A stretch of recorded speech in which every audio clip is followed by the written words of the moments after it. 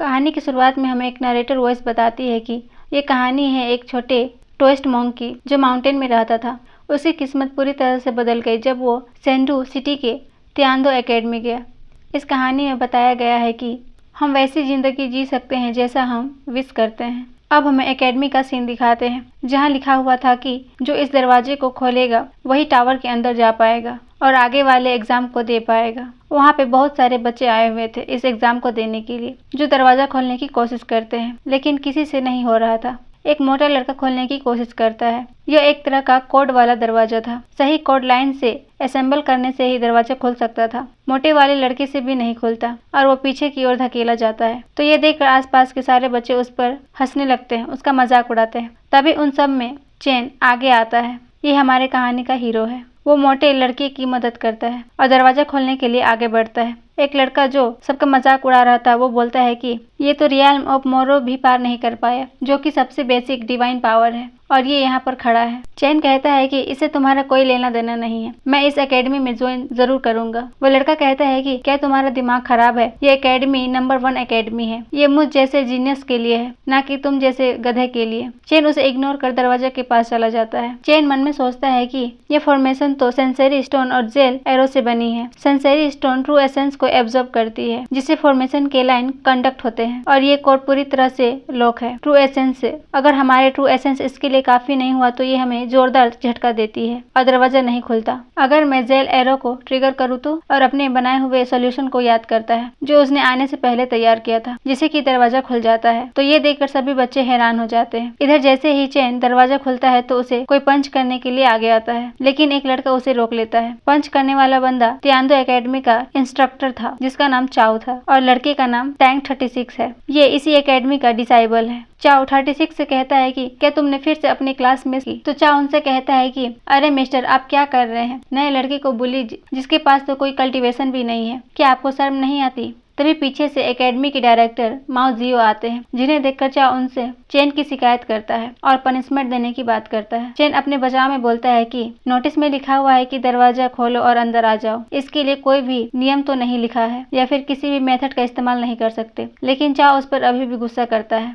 तो चैन पूरी लॉ के साथ रूल भी समझा देता है, जिसके बाद सारे बच्चों को एग्जाम देने के लिए अंदर बुलाया जाता है। चैन मन में सोचता है कि ये मेरा पहला गोल है, इस एग्जाम में रैंक नंबर 1 आना। अब एग्जाम शुरू होता है, जिसके लिए इन सबको 15 मिनट का टाइम मिलता है। उन सीनियर को नहीं पता था कि चैन पहले ही बहुत सारी एंशिएंट बुक पढ़ चुका है। चैन सबसे पहले एग्जाम खत्म करता है। सभी के जाने के बाद चाओ के पास एक लड़की आती है और उसे एक चीट देती है। लड़की कहती है कि इसे लॉर्ड जू ने दिया है। चीट को पढ़कर जाओ स्माइल करता है। अब रिजल्ट आ गया था, लेकिन लिस्ट में चैन का नाम नहीं था। चैन इसके बारे में चाओ से पूछता है। चाओ कहता है कि इसकी कोई जरूरत नहीं है, क्योंकि तुम्हें यहाँ नहीं होना चाहिए था। पीछे से टैंक 36 आता है और कहता है कि क्योंकि इस लड़के ने सारे जवाब सही लिखे थे। चाओ कहता है कि तुम्हें किसने कहा बीच में आके बोलने को? 36 बोलता है कि वो क्या है ना, मेरी हॉबी ही है बीच में आने की। चाओ धीरे से कहता है कि तुम्हें अपने काम से काम रखना चाहिए और ये लड़का एकेडमी में ज्वाइन नहीं हो सकता, और वहाँ से जाने लगता है। 36 उस पर पत्थर फेंक के कहता है कि ओए बूढ़ो, जवाब देकर जाओ। चाओ चिढ़ते हुए कहता है कि तुम बदमाश। तभी चैन कहता है कि कोई बात नहीं, मैं दूसरी एकेडमी में चला जाऊंगा। मेरी मदद करने के लिए थैंक यू। 36 गुस्से में कहता है कि पर बिना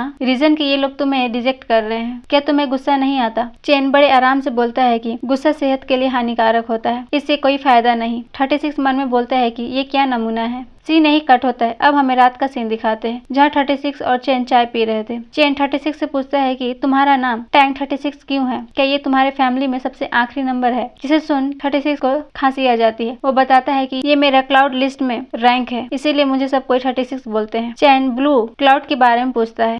टैंक बोलता है कि क्या तुम इसके बारे में नहीं जानते? और टैंक बताने लगता है कि ये एक तरह का रैंकिंग लिस्ट है, जो कि ग्रैंड जाओ के यंग जनरेशन के लिए है। ये 4 रैंकों में बटे हुए हैं। जो नंबर 1 रैंक का होता है वो ज्यादा पावरफुल होता है, उसके बाद ऐसे ही रैंक नीचे आते हैं। तभी खाना आ जाता है। खाने को देखकर चैन मन में सोचता है कि अगर मैंने इसे खाया तो पक्का बीमार हो जाऊंगा, पर भाग भी नहीं सकता, और खा लेता है। चैन अपने बारे में बताता है कि मैं पहली बार सेंडू आया हूँ। मैंने अपने मास्टर के साथ मेडिसिन जिंगसिन की पढ़ाई की है। टैंक शॉक्ड होते हुए कहता है कि ये तो ग्रैंड जाओ के वेस्टर्न के बारे में, ये काफी अलग है। टैंक उसके बारे में जानना चाहता था, इसीलिए पूछता है कि तुम्हारे माता पिता कहाँ हैं? चैन बताता है कि मेरा कोई नहीं है, सिवाय मेरे मास्टर और सीनियर के अलावा। उन्होंने ही मुझे पाला है। अब हमें कुछ साल पहले का सीन दिखाते हैं, जहाँ चैन की कहानी शुरू हुई थी। एक नदी में बच्चा टोकरी के सहारे बह रहा था। तभी एक आदमी उसे देख लेता है। उस आदमी की एक आंख खराब थी, वो बोल नहीं सकता था, उसका पैर भी नकली था और उसका हाथ नहीं था। इसका नाम सीनियर यूरेन है। लेकिन तभी वहाँ पे एक गोल्डन ड्रैगन आ जाता है और उन पर अटैक कर देता है। उन दोनों को सिन टेम्पल के मास्टर ने बचा लिया था। इनका नाम जी चेन है।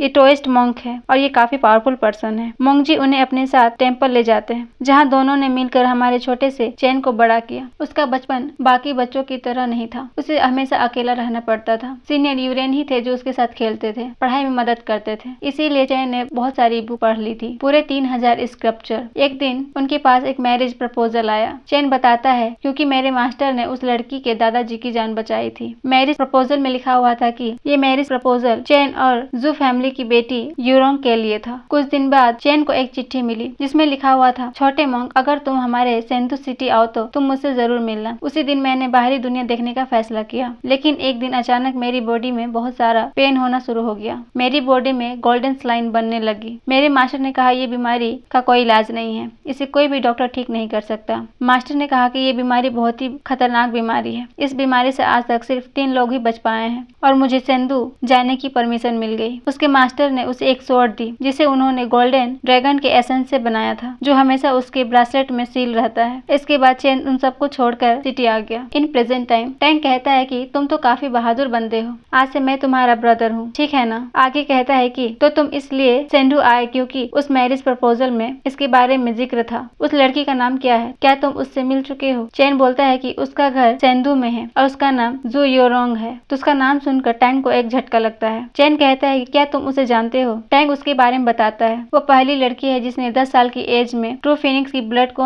अवेकन किया है। वो पूरी कॉन्टिनेंट में सबसे बड़ी जीनियस है, ब्लू क्लोड लिस्ट में नंबर 1 पर है। वो फ्यूचर की सेंट बनेगी और तुम बोल रहे हो कि वो तुम्हारी मंगेतर है। क्या तुम सच बोल रहे हो, क्योंकि ये मेरे लिए किसी अजूबे से कम नहीं है। चेन बोलता है कि मुझे उसके बारे में पता नहीं था, मैंने तो सोचा था कि वो मस्ती करने वाली आम सी लड़की होगी। वो हमेशा मेरे लेटर का इंतजार करती थी, लेकिन वो तो कमाल की है। चेन कहता है कि अब तुम क्या करोगे, क्योंकि इस एकेडमी में तुम्हारा एडमिशन तो नहीं हुआ। क्या तुम डिवाइन जनरल के बारे में जानते हो। वो तुम्हारे बारे में जान चुके होंगे, जो यहाँ के सबसे पावरफुल जनरल में से एक है। उनकी रेपुटेशन बिल्कुल खतरनाक वाली है, क्योंकि वो तुम्हारे ससुर जी है। उनका नाम जू सीजी है, जनरल है। वो अपने रूटलेस पर्सनैलिटी की वजह से काफी फेमस है। उनका सामना करे बिना जू योरोंग से नहीं मिल सकते। सीन नहीं कट होता है। अब हमें रात का सीन दिखाते हैं, जहाँ चेन जा रहा होता है। तभी पीछे से जाओ सीजी की आवाज आती है। उसके साथ बहुत सारे सोल्जर भी थे। जू सीजी बोलता है कि तुम मुझे मैरिज प्रपोजल का कॉन्ट्रैक्ट दे दो, और धमकी देते हुए कहता है कि अगर तुमने मुझे कॉन्ट्रैक्ट नहीं दिया तो तुम कल का सूरज नहीं देख पाओगे। चेन उन्हें ग्रीट करते हुए कहता है कि मैं तो पहले ही यहाँ से जाने का मन बना चुका हूँ, लेकिन पहले इस कॉन्ट्रैक्ट को मिस जू को दे दूं। जू सीजी कहता है कि तुम इसे मुझे दे दो, लेकिन चेन उन्हें कॉन्ट्रैक्ट नहीं देता, जिससे सीजी गुस्सा हो जाता है। गुस्से में अटैक कर देता है, जिससे चेन दूर हो जाता है। उसके मुंह से ब्लड निकलने लगता है। अब चेन को भी गुस्सा आ जाता है, इसलिए वो भी नीडल से जू सीजी के घोड़े पर अटैक करता है, जिससे सीजी को बहुत ज्यादा गुस्सा आता है। वो कहता है कि तुम तो एक कल्टीवेटर भी नहीं हो और मुझसे फाइट करना चाहते हो अपनी छोटी मोटी ट्रिक से, और गुस्से में अपनी ग्रेविटी प्रेशर चेन के ऊपर लगाने लगता है,